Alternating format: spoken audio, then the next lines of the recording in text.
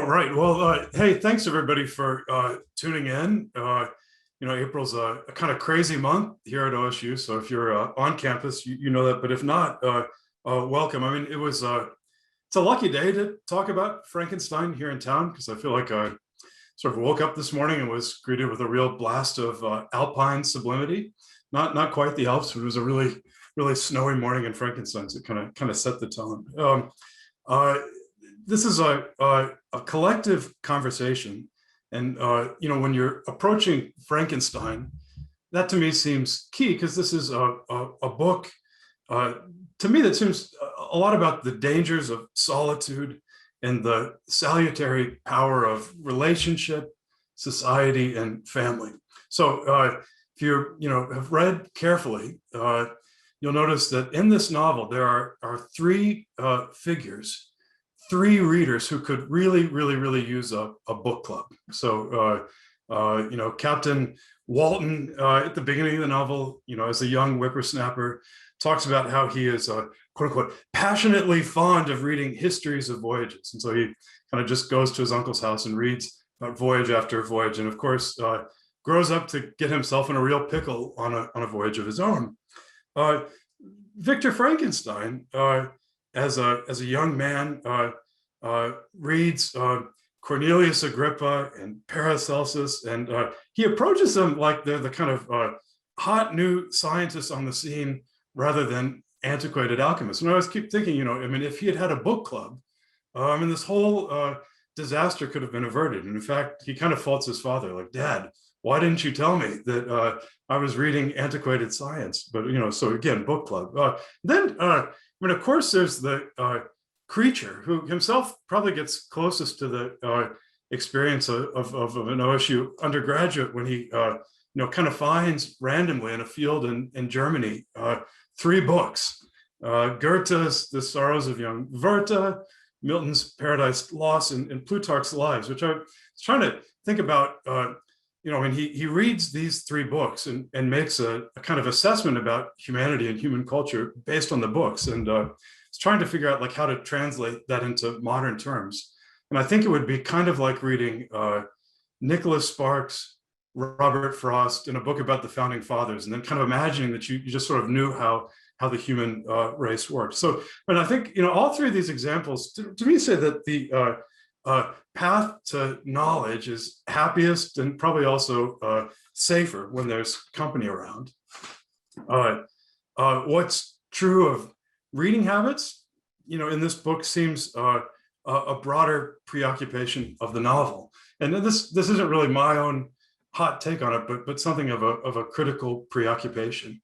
And for my money, the scholar Mary Shelley puts it best, and this is what she says about Frankenstein. So I'll read you a quote. She says, "For Mary Shelley, imagination is an appetite that can and must be regulated specifically by the give and take of domestic relationships. As long as domestic relationships govern an individual's affections, his or her desire will turn outward as love. But, okay, and this is the key part, when the individual loses the regulating influence of relationship with others, imaginative energy always threatens to turn back on itself." And as I was thinking about it this morning, that last sentence, seemed more vital and resonant to me, in a post-pandemic world than it did when I taught this book the last time. When the individual loses the regulating influence of relationship with others, imaginative energy always threatens to turn back on itself.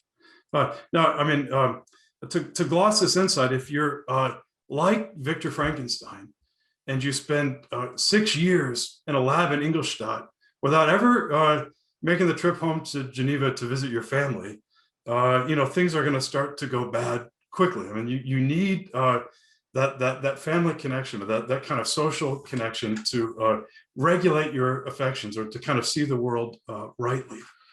Now, we all know, my 3-year-old knows Frankenstein. She's never read it, obviously, but she knows who Frankenstein is.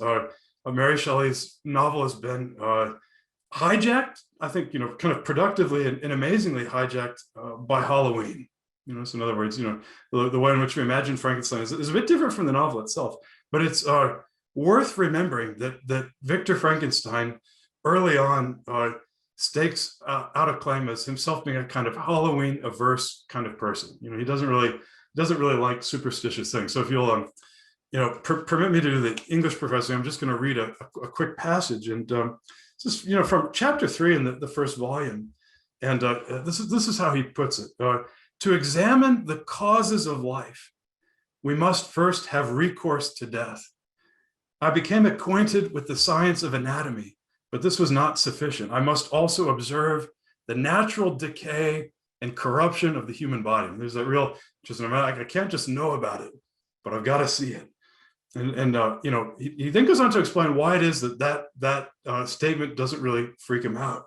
He says, in my education, my father had taken the greatest precautions that my mind should be impressed with no supernatural horrors. I do not ever remember to have trembled at a tale of superstition. In other words, no ghost story can scare this guy, or to have feared the apparition of a spirit. Darkness had no effect upon my fancy, and a churchyard was to me merely the receptacle of bodies deprived of life, which from being the seat of beauty and strength had become food for the worm.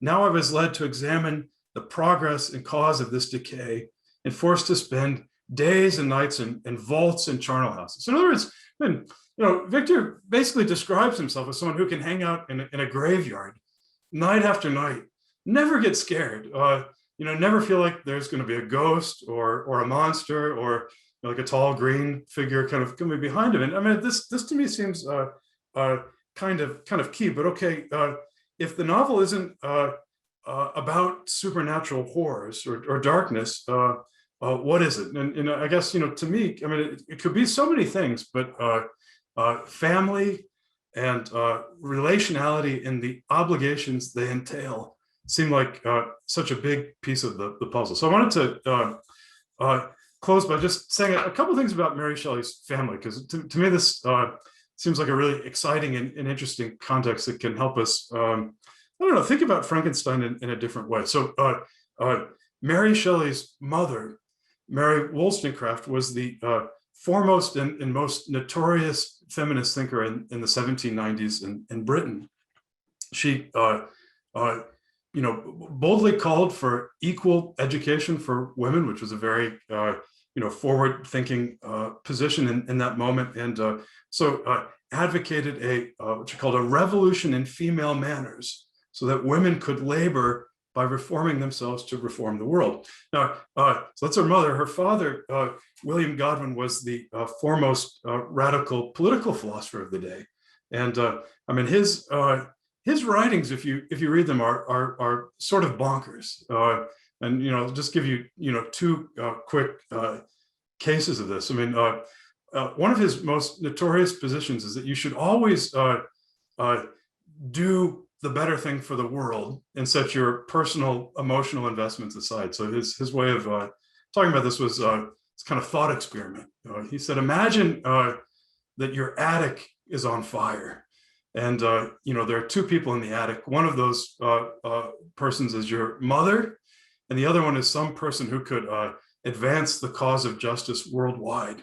Who should you save? And Godwin said, without even thinking about it, save the person who can do the most for justice worldwide, and forget about your mother. Let her burn. And all right, I mean, you can imagine what it's like to be Godwin's mother or to be Godwin's daughter. It's a very strange and kind of idiosyncratic position about family ties.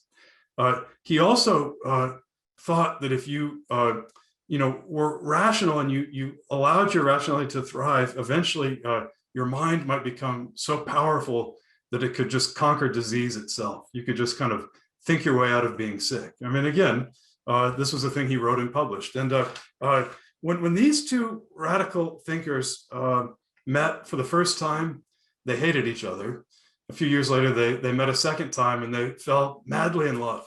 And Godwin kept a kind of crisp, straight-laced, scaled-down diary. And every time he would have a say conjugal visit with Mary Wollstonecraft, he would put a little X in the corner of his diary. And one of these little X's resulted, of course, in Mary Shelley.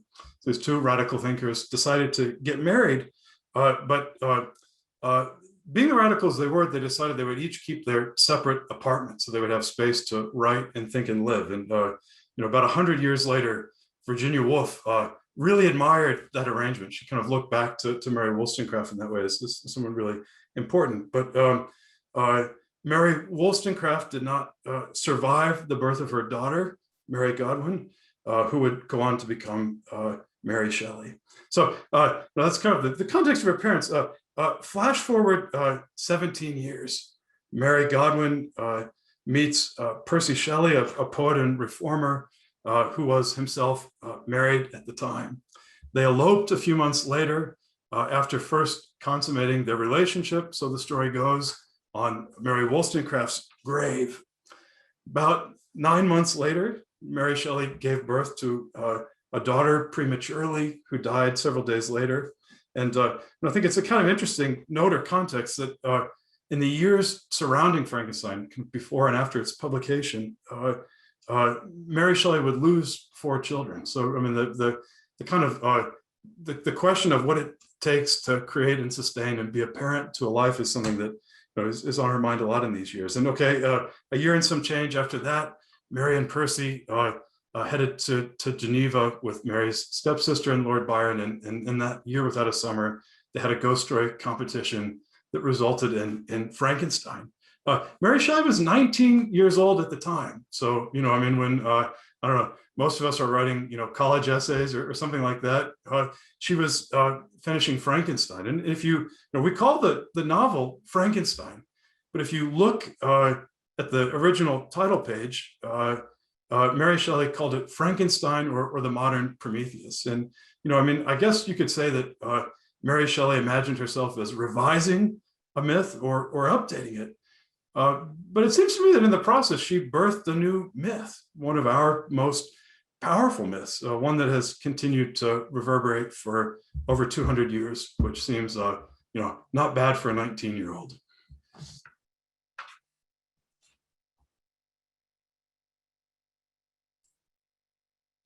Thanks so much, Jake. Now over to Jen. Hi, everyone. Thanks so much for being here with us today. For my opening remarks, I'm going to focus on reading Frankenstein as a mystery or crime novel. So bear with me as I make some points. While revisiting the novel for this event, I was considering how we might read Frankenstein as not only a science fiction or horror novel, but also considered an early example of the crime fiction or mystery genre, especially as later stories of crime and detection were certainly influenced by Gothic literature. Several mysteries arise in narratives, both for the reader and for the characters. So the first major mystery occurs when a stranger arrives on the ship, on Captain Walton's ship. Who is he?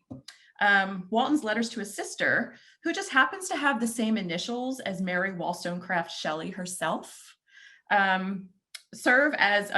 Mary Godwin Shelley, serve as a frame for Frankenstein's tale, the letters do, and eventually provide some answers to this mystery. The second mystery is, where does the creature go?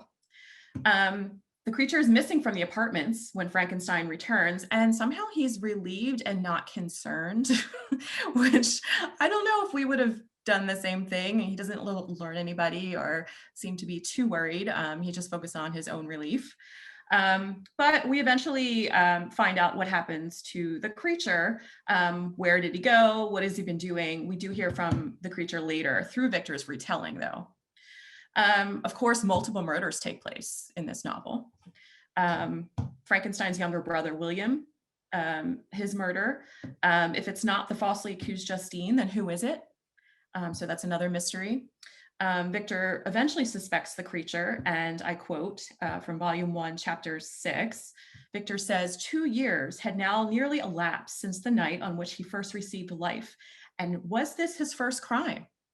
Alas, I had turned loose into the world a depraved wretch, whose delight was in carnage and misery, had he not murdered my brother. We have an alibi pop up where Victor is tried for Henry's murder, his friend Henry, and he does have an alibi, and that lets him off. So that's another crime fiction element that we see in here. Frankenstein and the creature take turns in the roles of investigators, the investigated, the pursuer, the pursued, the perpetrator, and the victim. So there's that doubling there where they kind of switch back and forth between those roles throughout the narrative. We see several clues pop up in this novel. The monster tells Frankenstein that he found pages from his journal in a pocket of a coat that he took from the apartment. That's how he locates the hometown of his creator. The monster plants the necklace on Justine to implicate her. So this is sort of a red herring, right, that we see in traditional mystery novels. And there are other crimes, of course, and besides the murders. We might say the primary crime of the whole novel is Victor creating and then abandoning the creature in the first place, withholding the truth from his family and friends, and ultimately responsible for their deaths as well. We also see a lot of examples of punishments for these crimes in various ways. So the monster is punishing Frankenstein after he does not fulfill his promise to create a female companion for him. He threatens, "I will be with you on your wedding night." And Frankenstein's intent to punish the monster, quote, "They were dead and I lived," talking about his family. "Their murderer also lived, and to destroy him, I must drag out my weary existence." So then we have some more clues as the creature leaves him little messages and whatnot as Victor pursues him all the way to the North Pole. We have some smaller mysteries buried in there. The other characters, as Jake was talking about family and being isolated from family, the other characters are concerned about Victor's mental and physical health throughout. What's wrong with him? He's not being honest with us. We don't really know what's going on. He's keeping this from even his wife, and we know how that turns out. Finally, I'll add that the epistolary format, the letter format, only heightens the suspense as the plot is slowly revealed. And we can't assume the narrators are always reliable. So I was struck by Walton's comments in one of the final letters to his sister. Quote, "Frankenstein discovered that I made notes concerning his history. He asked to see them and then himself corrected and augmented them in many places, but principally in giving the life and spirit to the conversations he held with his enemy. Since you have preserved my narration," he said he, "I would not that a mutilated one should go down to posterity." So there's lots of elements of the unreliable narrator here. I think this passage captures it really well. So Mary Shelley may have been influenced by her father, William Godwin's novel, which was based on a lot of his political writings, The Adventures of Caleb Williams, published in 1794, which many scholars consider the first detective or thriller novel in English literature, or at least a precursor to the genre. In the story, Caleb Williams, the first-person narrator, discovers his employer is a murderer and is threatened with death because he's aware of the secret. He flees, and then various pursuits and framings ensue. So you can look into Caleb Williams as well if you're interested. One issue, though, is we don't have a clear conclusion to Frankenstein. And this is an ending that is unlike a traditional mystery novel, but it adds to the suspense. So the creature tells Walton, quote, "But soon I shall die, and what I now feel be no longer felt. Soon these burning miseries will be extinct. I shall ascend my funeral pile triumphantly and exult in the agony of the torturing flames. The light of that conflagration will fade away. My ashes will be swept into the sea by the winds. My spirit will sleep in peace, or if it thinks, it will not surely think thus, farewell."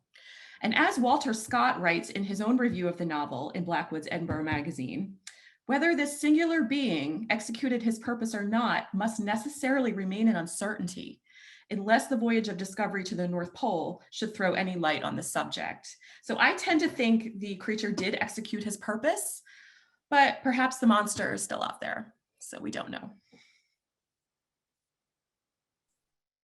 Wonderful. Thanks so much, Jen. So again, everyone feel free to submit any questions or comments you have in that Q&A, or you can click raise hand if you'd like to speak. Our first question was submitted in advance. The question is, why is modern Frankenstein's monster portrayed as a brain-dead killing machine? Thank you for submitting that question in advance. It gave me some time to prepare. So I'm going to share my screen just to show a few images of representations of the monster. And that might help us get to at least one of the answers or two of the answers.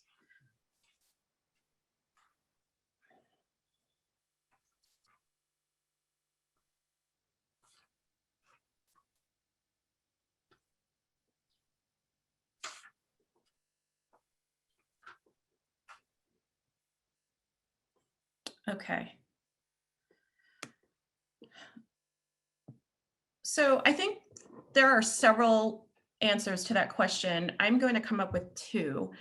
One is that in subsequent representations of Frankenstein and this tale and the monster does not speak. The monster grunts a lot, and the monster is not giving impassioned speeches about his loneliness and his abandonment. So I think that is a way that he's become dehumanized in some of the representations that we're used to seeing today. So this image is from a play, a performance of a play. Actor T.P. Cook as Frankenstein's monster in the 1823 production of Presumption or the Fate of Frankenstein. And I skimmed the script to this and I did not see any place where the monster actually speaks. So this is 5 years after the initial publication of the novel. So I just wanted to, and all these images are available freely online. You can find them.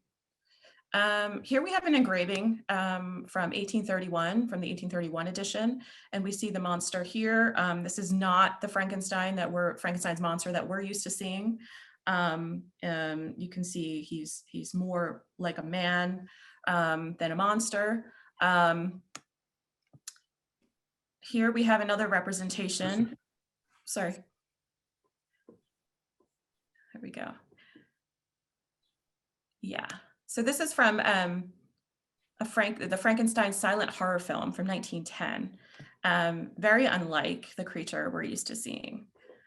So I would say the second answer to the question, in addition to Frankenstein's voice being silenced in a lot of the representations that we see after the initial publication of the novel, is the influence of, I would say, the 1931 film starring Boris Karloff. This is the makeup job that the makeup artist did on him. And he's appeared in 2 movies since that initial Frankenstein film. This still is from Bride of Frankenstein from 1935. But as you can see, sort of that machine, if we're talking about a killing machine, right? You're seeing the bolts in the neck. This is the first time we're going to see that. And this is the image, add the green skin that we're used to seeing in contemporary depictions, cartoons, cereal boxes, inflatable monsters that Jake found on eBay to put in the library. So, and you can see, this is sort of a jolly monster, but he still has some of those elements from that 1931 depiction in the film. And I think that was so popular and that sort of has stayed in our imagination. So I hope that answers a little bit of the question. If I can jump in for a second too. It's a fun book to teach. When I first started teaching at OSU, I kind of made a pledge to myself that I would never teach Frankenstein, because it seems like a book that a lot of people have read in some other context. I think when someone did a compilation of the most studied books in college, Mary Shelley's Frankenstein is the only novel to make the top 10 list, and it's like number 4 and number 5. But okay, I broke the pledge for the bicentennial anniversary of Frankenstein, and it was so fun to teach. I've kind of given it up, and part of the fun is that everyone has a certain expectation about Frankenstein based on its kind of cultural mythology, and that expectation is really a Gothic horror one. And when you read, volume 1 or volume 3 of Frankenstein, that expectation is relatively sustained. There are a lot of cinematographic moments in which, that they're just scary and terrifying and eerie, like when the creature wakes up and you see his large yellow eye just kind of peering at you. But what that leaves out is volume 2, which is the creature's account of his own experience. And it's sort of like a little piece of Enlightenment philosophy in the middle of two, bread-like pieces of Gothic horror. And when the monster tells his own tale, that's when you really get the complexity and nuance of his character. But it's all retrospect and no action. From a film perspective, I mean, how do you show the monster learning how to read, or how do you show the monster? So it's been part of the novel that doesn't translate as well into film, and so it's the thing that's kind of easiest to drop out. And when you take away his account of his own development and education, you lose a big piece of his humanity. Hence, like the more mechanized images that Jen puts on the screen that my 3-year-old knows. I'll also add too, I did pull out, speaking of volume 2, Jake, I think what people were doing, I'm glad that you said that, when they're making films, I think they maybe looked at volume 2 and sort of pulled out bits and pieces that could be filmed. And I think that sort of like aggressive monster, vengeful monster is easier to do and pops out. So there's a quote in chapter 8 that I wanted to read. This happens after the DeLacys chase him out of their cottage. And he says, "When night came, I quitted my retreat and wandered into the wood, and now, no longer restrained by the fear of discovery, I gave vent to my anguish in fearful howlings." So that's something we see, in various depictions of the monster. "I was like a wild beast that had broken the toils, destroying the objects that obstructed me, and ranging through the wood with a stag-like swiftness." And he goes on to say, "I, like the arch fiend, bore a hell within me. And finding myself unsympathized with, wished to tear up the trees, spread havoc and destruction around me, and then to have sat down and enjoyed the ruin." So I think that makes a lot of sense with what you were saying as far as, not using the rest of volume 2. I've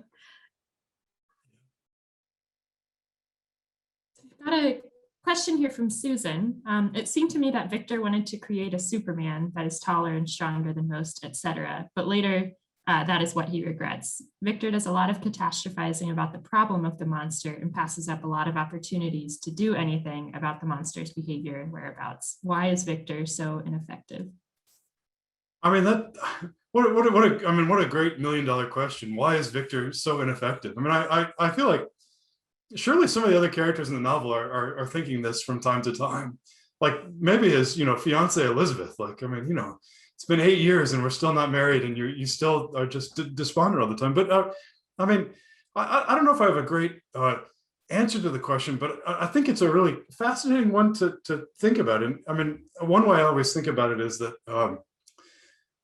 Victor's espoused position is to create as beautiful a creature as possible, to make it grander than normal human beings and more elegant, and all of a sudden, he adds the spark of life to the creature, and all that beauty's for naught. Like it's as though all of that design just turns into ugliness. And I always find myself thinking, I mean, if he was constructing this being out of corpse parts, wouldn't he have realized a little bit earlier in the process that what he was making, was ugly? I mean, what is it, that isn't clear about his process that produces, such an unexpected result for him in a way? That's a first thought. I remember hearing someone comment that Victor would never have gotten this through the Institutional Review Board. So perhaps that's one reason why he was able to kind of just haphazardly, push this through without so much thought. And nobody was really there to stop him. He wasn't sharing what he was trying to do, or if he was, it was just people weren't really aware of what he was doing, and again, with the isolation that Jake talked about from the beginning. Yeah, I mean, I guess if we're kind of piling on Victor for a second, which seems fair enough. There's a line of thought that this novel is ultimately a critique of a certain kind of science or a certain kind of creativity, and so Victor really does seem in Mary Shelley's line of sight in a way. But I don't know, like when I used to live in Boston, there was always this recording on the subway that would say, if you see something, say something. And you kind of think, Victor has so many opportunities to describe to anyone, any sympathetic audience, a little bit about what's happening. And he constantly internalizes it. For an admittedly compelling point, if I tell them, they'll think I'm crazy. But you have to sort of wonder, if it would be worth the risk at some point to try to kind of explain or account for it. So I guess that's to me another part of the failure of relationality, that being in a relationship involves some amount of openness. And if you're going to travel with your best friend to England for 2 years to create a second human creature, you could at least once say, like, oh, by the way, while I'm in Scotland, I will be creating a life form out of body parts because I'm being blackmailed, and he doesn't. And that failure of communication, I think, is on him in a certain way. So you have two great minds thinking alike here. Arta asks, do you think that the narrative structure is of great importance? She mentioned she uses it as the perfect example to teach the issue of reliability. And from Christine, I love that the novel is circular in nature, starting with Walton's voice, switching to Victor, then the creature's voice, back to Victor, and finally Walton again. Additionally, the novel also brings up interesting discussions with my high school students. What does it mean to be human in light of modern medical technology? How many parts can be transplanted and the person remains the same person? Yeah, well, I think you're right. When I teach this at Ohio State, I teach it in our English 3398, the kind of methods for the English major course, because it is such a great text to think about narrative structure, and it kind of is interesting how different students incline towards different pieces of the novel. And I guess I have a kind of an affinity for getting right to that middle part of the novel, which kind of seems like the center of the chocolate, in this kind of rich way. But I'm always intrigued by students who can figure out so much about the text by just sticking with Walton, trying to make it through the Northern Passage. And to me, it seems one aspect of the openness of the novel, the way in which Mary Shelley can write something that's so open to interpretation, that she kind of gives you those different levels to think with, each one of which produces a set of questions, but all of them pointing back to that central question that you're suggesting. What does it mean to be a human being? Or as Mary Shelley puts it at a couple points, what does it mean to be a human creature? I love the way in which those terms get intertwined throughout the text, such that sometimes Victor is the creature, and sometimes the creature is the creature, and the creature is a monster. The monster is a human, and it really it never lets you settle very comfortably. And if you figure something out in one part, you have to jump to another part of the narrative.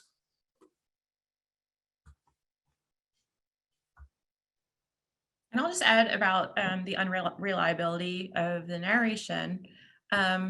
I do know that several critics have pointed out that all of the characters speak in the same voice, which is a criticism, right?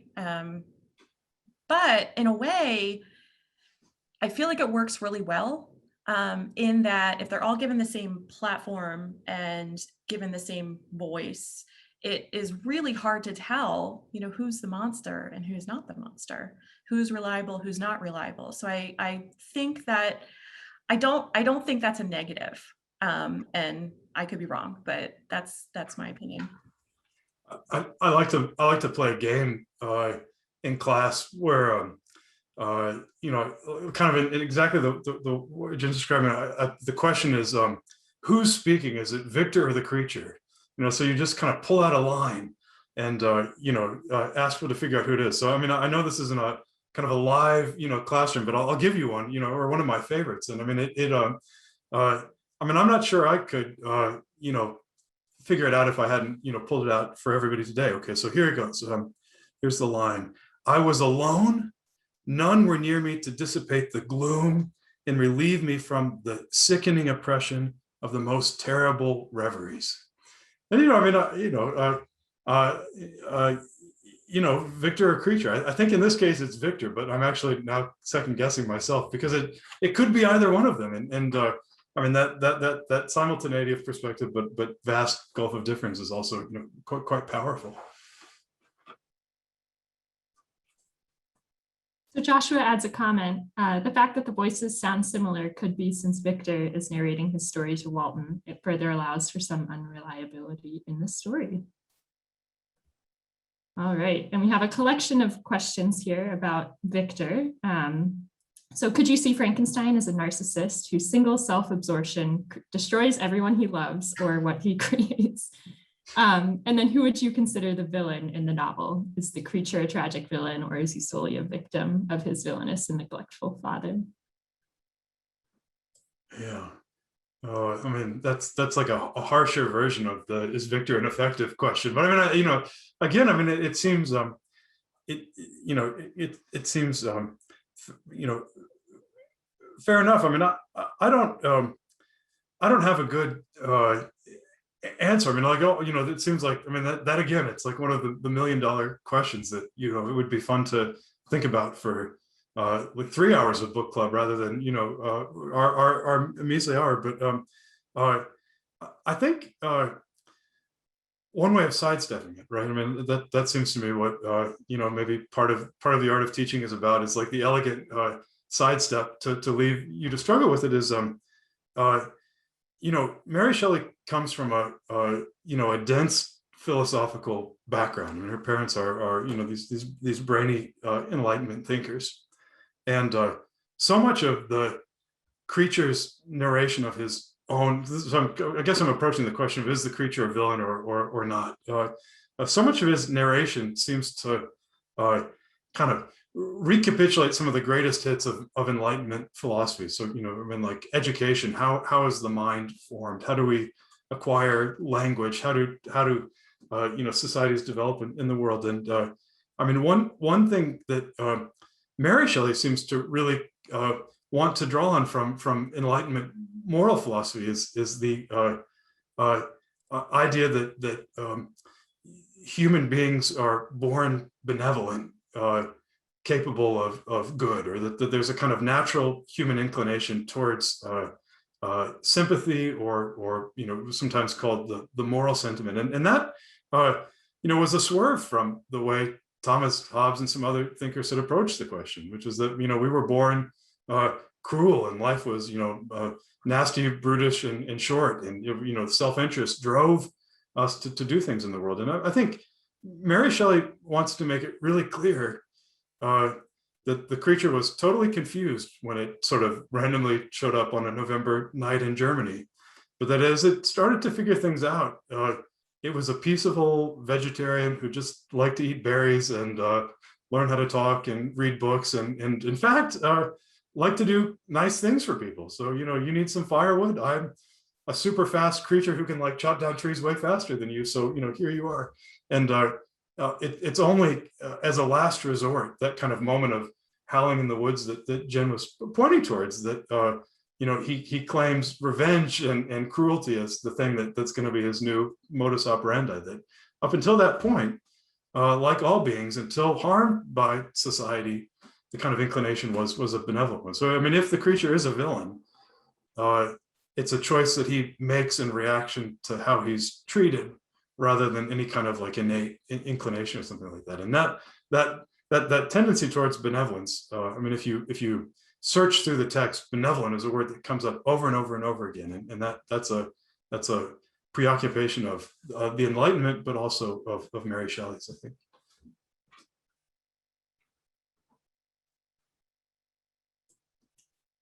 We've got a comment here from Arda. The creature seems to be a tragic figure, as we cannot really call him a victim, as he becomes active and engages in murder. He is a victim of his fate, much like Tess and Tess of the Dubervilles is, yet he becomes active and therefore becomes a tragic figure.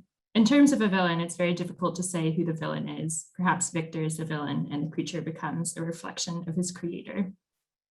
Mhm. And Christine adds, who is speaking, Victor or the creature? Good question. My students often go a step beyond. Could Victor and the creature be the same person, similar to Jekyll and Hyde? Or could this all be Walton's delusion, since it is told in letters to his sister? More fun things to think about. Oh, I like that one. I'm gonna think about that one a little bit more. I do have a passage that I underlined, thinking about the sort of that Jekyll and Hyde. I'm glad you brought that up because I feel like sometimes we see flashes of the monster in Victor, like pretty intense flashes. And here's one that is volume 2. So I'm doing the 1931 edition. Oh, sorry, the 1818 edition. So he says, when I thought of him, I gnashed my teeth, my eyes became inflamed, and I ardently wished to extinguish that life which I had so thoughtlessly bestowed. So that flash, right? I just keep thinking of that just appearance of the monster within in that passage. Yeah, I mean that's so great. I mean,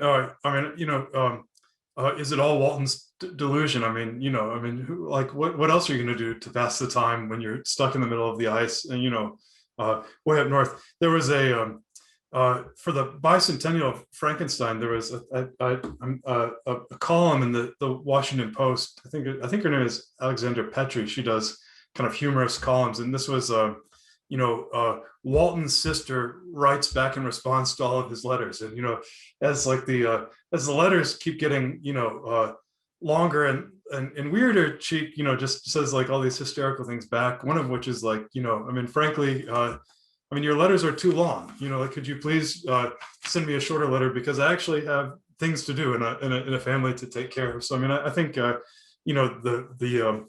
possibility that it's all in kind of Walton's head is an intriguing one. After all, I mean, he does say, right, that he started out wanting to be a poet, and when he realized that he failed at that, he tried, being an explorer, which seems like not a very practical second plan B. But that desire to create imaginative fictions is there from the beginning. And he also basically says, "I'm lonely and I really want a friend." I mean, that it seems like he's very blatant about that. It's sad and quiet up here. We need something to occupy our time.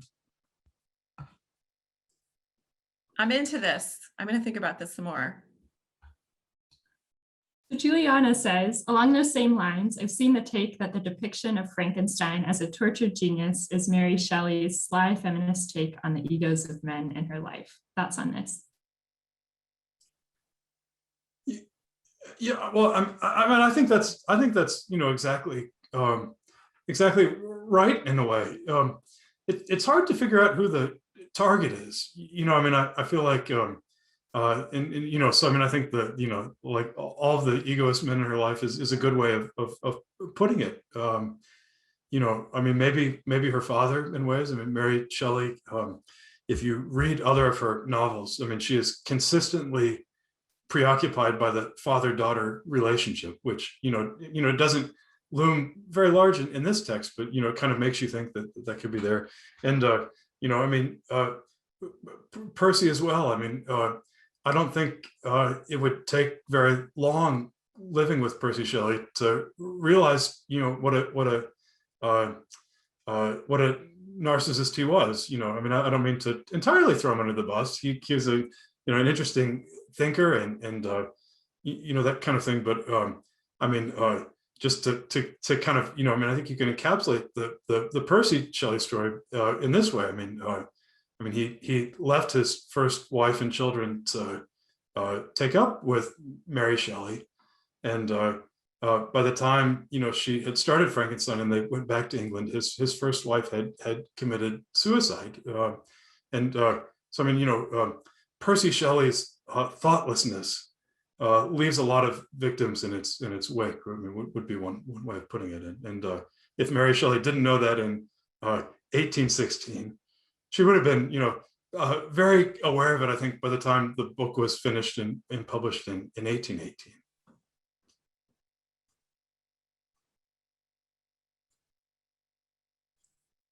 We have a comment from Arta. So comment on Juliana's question. 3 male narrators, no female response. We never see the letters of Walton's sister.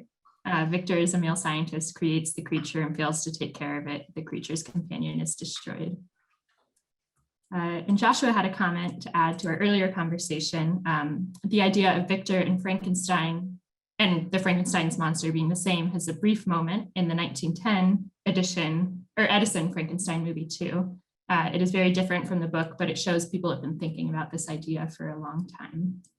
If I just, on the thought of, the egos and narcissists, I mean, one passage I just can't resist. I was reading it this morning and just thinking, like, I mean, it's very, it's just incredible.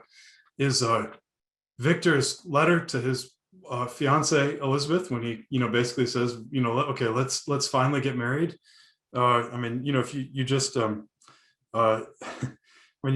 it kind of explains itself, as he puts it. My letter was calm and affectionate, and this is the letter. I fear, my beloved girl, I said, little happiness remains for us on earth. Great way to start your let's get married letter. Yet all that I may one day enjoy is concentrated in you. Chase away your idle fears. To you alone do I consecrate my life and my endeavors for contentment. I have one secret, Elizabeth, a dreadful one. When revealed to you, it will chill your frame with horror.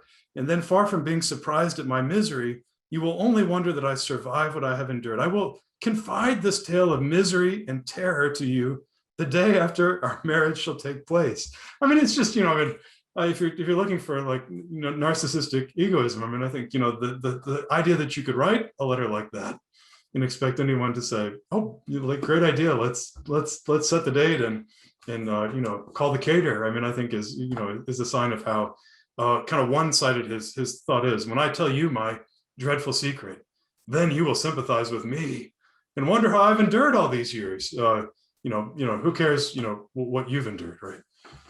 I'll just add to that too. I mean, you can follow that trend when he's interpreting, Victor is interpreting the monster's threat against himself on his wedding night, not even considering that the monster might go after Elizabeth. And then I remember that other passage, which I did mark, and I can't find it right now, when I think it's when he first goes off to university, and he sort of says, well, Elizabeth wishes she could come too, but, she can't. And I think that might be Shelley's little dig there. And, a lot of those ideas about women in education that she would have had came from her mother and her mother's writings, which she was very devoted to reading and consuming and sort of internalizing that. Joshua asks, despite the connections to Prometheus in the title, I do wonder about the parallels to Heracles and his demise. Do you believe that was an intentional element on Shelley's part, creating further connections to Greco-Roman mythology? And would this connection have elevated her work in the public consciousness among her contemporaries? That's a good, that's a great question. I don't know in particular, but the kind of, the power of classical mythology seems something that Shelley is keen to exploit at every turn. So much so that, I mean, and again, this is maybe a not very elegant sidestep, but Mary Shelley has another novel called The Last Man, which is about surviving a plague. And I've taught this a couple of times, and students are always like, "Why are we reading this long book?" No, that's a question people won't really ask anymore. But Mary Shelley basically creates for the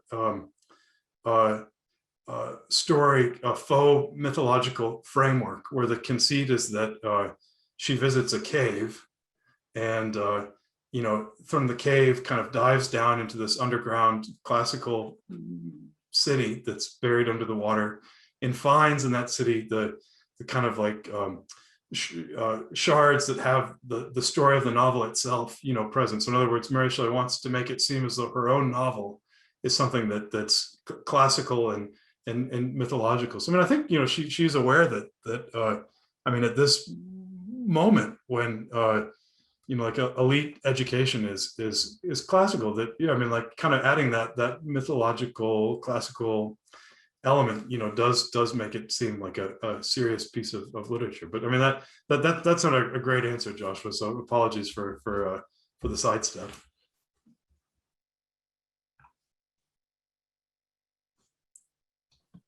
All right, so we have time for maybe 2 more questions. Jake, in your opening remarks, you mentioned the year without a summer, and we had a question submitted in advance about the eruption of Tambora and how that added nuisance outside of what appears at the surface level, disease / misplacement / the other in the novel. Yeah, well, I mean, certainly now, looking back, the kind of understanding the prompt for the novel is coming out of a massive climatological disruption. Kind of adds this power to thinking about the story. And I mean, for a novel that starts north of Russia, right? And travels to England, and I mean, it does seem to kind of like want to enclose as much of the globe as possible. So I mean, there's no sense that Mary Shelley was thinking about the eruption of Mount Tambora when she's writing Frankenstein. But I think, like, looking back to see it as part of that context kind of captures the way in which this is a kind of global story in its own right. And I mean, you even see in the preface, I mean, her kind of awareness of that climatological frame. It was dark and cold, and so we told these ghost stories. But then the weather started to clear up, and Percy and Byron decided to go on a trip and left me behind. It's basically kind of the story. I mean, I think when I've taught the text, I mean, that's something that students are really fascinated by. And in fact, I had one student who was like a dual English major and meteorology major, and it was so interesting to talk to her about Frankenstein, because it seemed to kind of have a climatological thing in the story of the year without a summer, but also in the kind of opening sequence with Walton as well.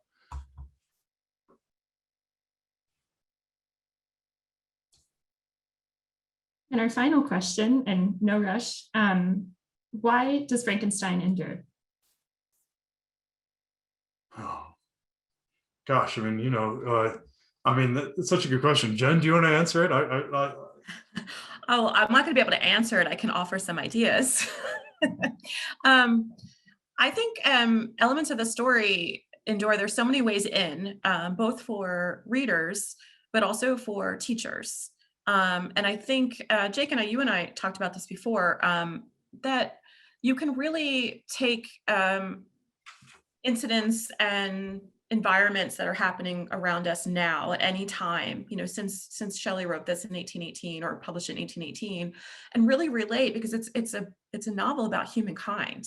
And I think there are all these elements as far as, judging an outsider and isolation and solitude and family, community, all of these elements. I think you can think about today in relation to our world today. I was thinking specifically rereading this during a pandemic. I know a lot of us have been going out into nature to restore ourselves while we were in isolation and quarantine, and we can see Victor doing that quite often, right? I feel like if Victor had an Instagram, we would see just pictures of lakes and mountains, and of course, nothing to do with his, creation and things like that. But I think, we would see a lot of those pictures. I think I'm just about annoying all of my followers with all my flower pictures on Instagram.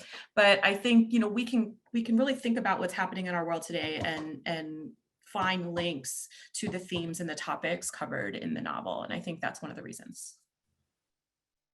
I mean, okay. I mean, I think there are several. I mean, there's all kinds of different things, which maybe speaks to the real, skill and power of the novel. I mean, one, I mean, it transports us back to a time before science and literature were two distinct disciplines. So in other words, it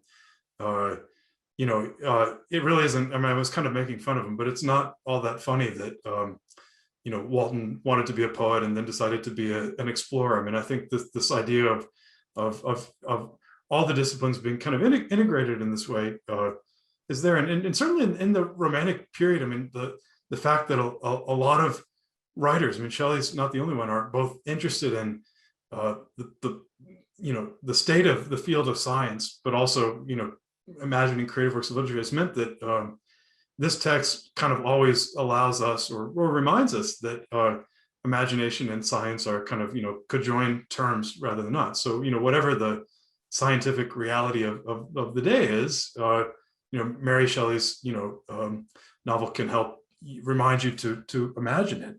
But I also think it's a novel that raises a lot of ethical questions. The creature at one point in time is kind of trying to convince Victor to make him a new creature, and he says, think about it. I am the person to whom thy justice and even thy clemency and affection is most due. It poses ethical questions that are fun to think with. Should Victor have created a second creature? I mean, it's a speculative thing that's fun to think about in class. It's a challenge to student or anybody who's reading it. What would you do if you were in Victor's shoes, or what would you have done differently? I guess that the last thing I'd say is, it has something to do with structure, or just the way the novel's put together. For one, it's short and action-packed, and a short novel, it can do so much in that amount of space, but it has a coming of age story in a way. It has, it's a bad love plot, but it has a kind of love plot. It like Jen's saying, has a detective story and several mysteries. It has a kind of adventure, exploration kind of. It has so many different things that we like to read. When you get to Frankenstein, you don't have to choose any one of them. They're just kind of all there, and you're in one chapter, kind of in one mode of thought, and in another one. And the fact that it's all pulled off so tightly and elegantly is just always satisfying to see and read. It's a great think piece. Well, Jennifer and Jake, thank you so much for sharing your time and expertise with us. This was a wonderful conversation. And thank you to all of you in the audience for joining us today and for sharing your really thoughtful questions and comments. You will be hearing from us here in the next couple of weeks. We'll be sharing a recording of this event, and then also a great list of resources that Jennifer put together for those of you who are interested in doing some additional reading. So thank you all. Our next book club is May 12th, 4 p.m. Eastern. We'll be discussing The Scarlet Letter. So hope you all can join us then. In the meantime, stay safe. Have a great afternoon. Thank you all. Thank you. Thank you all. Bye.